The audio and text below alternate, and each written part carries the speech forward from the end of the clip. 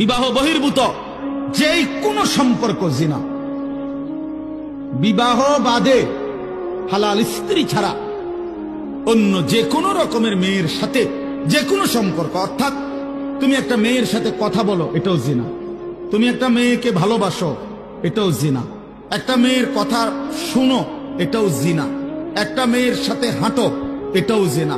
কোন ভিন মেয়েকে ছুঁয়ে দিলা, এটাও জিনা। তার দিকে তাকায় থাকলা, এটাও জিনা। তাকে নিয়ে কল্পনা করলা অন্তরে, এটাও জিনা। আবার লজ্জাস্থানের জিনা করলে এটাও জিনা। চোখেরটাও জিনা, হাতেরটাও জিনা, কানেরটাও জিনা, দিলেরটাও জিনা, পায়েরটাও জিনা, লজ্জাস্থানেরটাও। একেবারে স্পষ্ট কোরআন শরীফে বিবাহ বহির্ভূত সম্পর্ককে প্রেম বলে না, ভালোবাসা বলে না, ব্যভিচার বলে, জিনাকার বলে।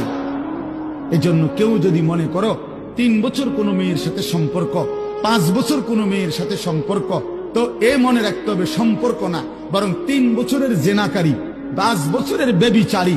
ছেলেটাও অসভ্য, মেয়েটাও অসভ্য, ছেলেটাও খবিস, মেয়েটাও খবিস। এটা আল্লাহ কোরআনে বলছে, এবং আল্লাহ ওয়াদা দিছে যে তোমরা যারা চরিত্রহীন, তোমরা খবিস, তোমাদের স্ত্রী মিলবে খবিস।